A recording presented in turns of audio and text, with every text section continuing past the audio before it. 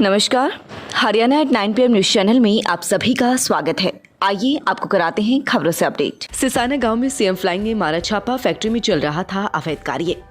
सिसाना से मटिनू मार्ग पर स्थित एक फैक्ट्री पर मंगलवार को मुख्यमंत्री उड़न दस्ते की तरफ से छापा मारा गया। इस दौरान मौके पर मशीनों से प्लास्टिक के बैग पिघलाने का काम होता मिला।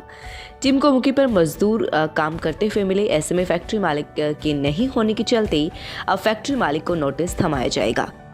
मुख्यमंत्री उड़न दस्ते को सूचना मिली थी कि सिसाना में मटिनू मार्ग पर एक फैक्ट्री का संचालन किया जा रहा है, जिसमें प्लास्टिक बैग पिघलाकर प्लास्टिक के स्लैब तैयार किए जाते हैं, जिन्हें प्लास्टिक का सामान बनाने में प्रयोग में लाया जाता है।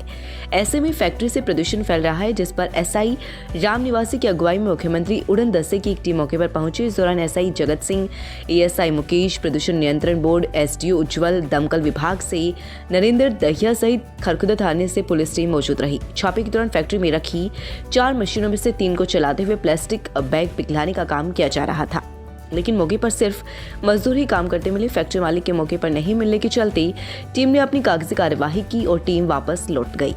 अब टीम की ओर से फैक्ट्री संचालक को नोटिस थमाकर फैक्ट्री संचालित करने संबंधित पूछा जाएगा। विभिन्न विभागों की तरफ से भी यह जांच की जाएगी, क्योंकि फैक्ट्री को संचालित करने के लिए कोई भी अनुमति नहीं ली गई है। खरखुदा में नगरपालिका की जमीन पर अवैध कब्जे का आरोप, प्रशासन को दी शिकायत। शहरवासी एक व्यक्ति ने 60 गांठ कर नगरपालिका की जमीन को बेचने का आरोप लगाते हुए मुख्यमंत्री को शिकायत दी है। शहरवासी मदन सैनी का कहना है कि नगरपालिका के अधिकारियों से मिलकर नगरपालिका की जमीन को बेचा गया है, जिसमें पूर्व पार्षद के परिवार सदस्यों के नाम पर यह जमीन करने का आरोप लगाया गया है। खरखुदा निवासी मदन सैनी का कहना है कि नगरपालिका की किला नंबर 238 पर भूमाफिया अवैध कब्जा करके प्लाटिंग कर रहे हैं, लेकिन नगरपालिका व प्रशासन इस दिशा में कोई कार्यवाही नहीं कर रही, जिसके कारण सरकारी जमीन पर अवैध कब्जा हो रहा है।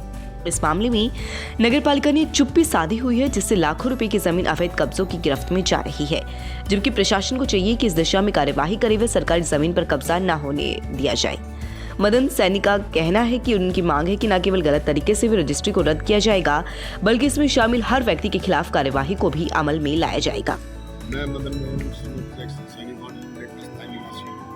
हमारी 13 कनाल 13 मरले सैनी ठोड़े की जमीन थी, उसके वो रामलीला ग्राउंड के लिए छोड़ी गई थी। उसमें से सुप्रीम कोर्ट के आदेश के द्वारा नगरपालिका ने 4 कनाल 5 मरले जमीन बेच दी, आदेश पर बेच दी गई थी, और जो बाकी बची 8 कनाल 4 मरले 5 मरले 8 कनाल 5 मरले जमीन बची थी, जो कि उसमें परशुराम पार्क बनाया गया। उसके अंदर कुछ तो भूमाफियाओं ने पार्क थोड़ा सा पार्क बना दिया गया और बाकी पर कब्जा कर लिया गया, बाकी उन्हें कब्जा करके बेच दी गई। इसके ऊपर शिकायत मैंने मुख्यमंत्री मनोहर लाल खट्टर, हरियाणा सरकार, माननीय गृह मंत्री अनिल विज, उपायुक्त महोदय, एसडीएम और सचिव नगरपालिका को सचेत कर दिया गया।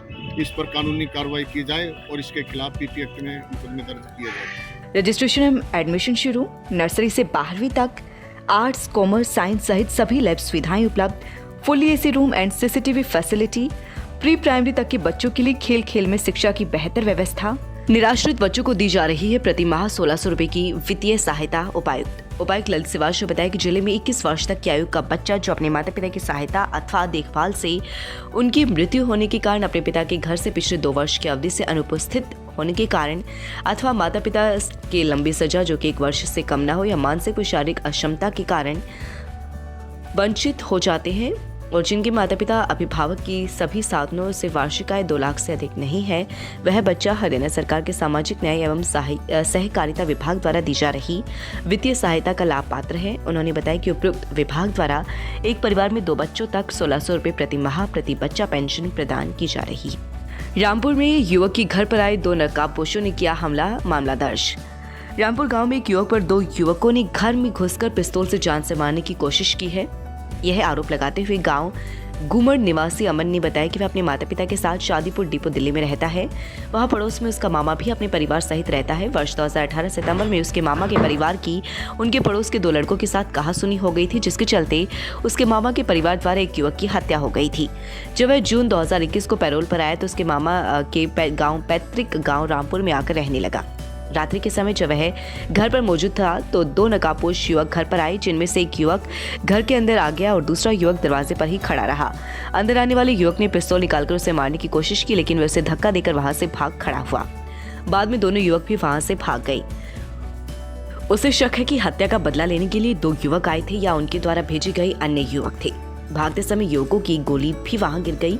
पुलिस ने युवक की शिकायत पर विभिन्न धाराओं के तहत मामला दर्ज कर जांच शुरू कर दी है। AP Garg public school Kharkhoda में दूसरे चरण के तहत लगाई बच्चों को वैक्सीन। मंगलवार को खरखुदा के सापला मार्ग पर स्थित एपी गर्ग पब्लिक स्कूल में 15 से 18 वर्ष तक के बच्चों के लिए वैक्सीनेशन का दूसरा चरण पूरा किया गया।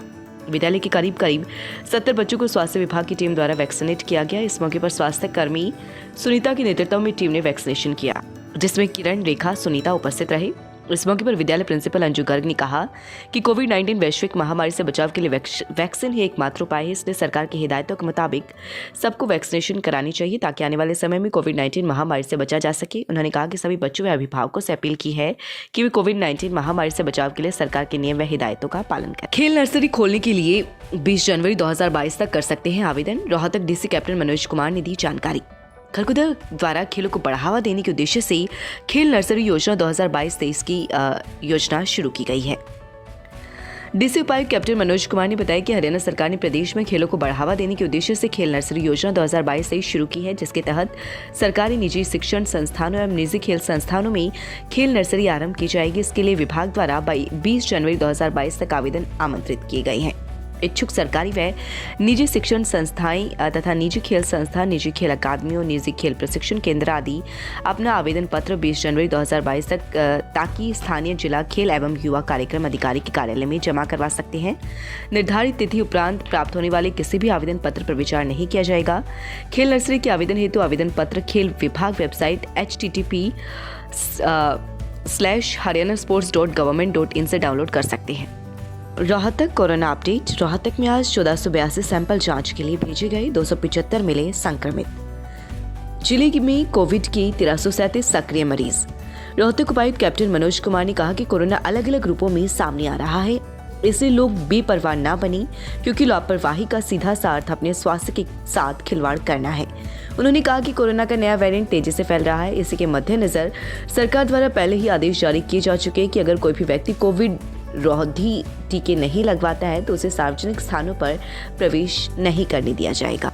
सोनीपत जिले में मिले 326 नए कोरोना पॉजिटिव केस। सोनीपत उपायुक्त ललित सिवाच ने कहा कि स्वास्थ्य विभाग द्वारा जारी कोरोना रिपोर्ट के अनुसार मंगलवार को जिले में 420 लोग कोरोना को हराकर स्वस्थ हुए।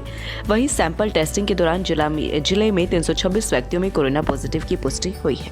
Birla international school, new branch of Birla in your city, affiliated to CBSE. Create the best future for your children. Admission open, pre-nursery to 12th, medical, non-medical, commerce, humanities with Singapore study pattern. 8 साल की लड़की के, 10 साल की लड़की के, 15 साल की लड़की के अलग प्रॉब्लम्स होती हैं। 20 से 40 साल की उम्र की लेडीज़ की अलग प्रॉब्लम होती है और 40 से 60 की उम्र की अलग प्रॉब्लम्स है। फिर 60 साल से ज़्यादा उम्र की औरतों में जैसे मेंसेस बंद हो जाने के बाद में बहुत दिक्कतें होती हैं। So I try to deal all those problems. Saini health care medical store, Delhi road, Kharkhoda. हमारे यहाँ पर सभी अंग्रेजी व देसी दवाइयाँ सरकारी रेट पर मिलती हैं। कोई भी दवाई रियायती मूल्य पर लेने के लिए संपर्क करें। पता main Delhi Chowk, Delhi road, Saini health care medical store, Kharkhoda. Phone number 98 960 85 256। लगातार खबरों से बनी रहने के लिए चैनल को लाइक, सब्सक्राइब और शेयर जरूर करें। धन्यवाद।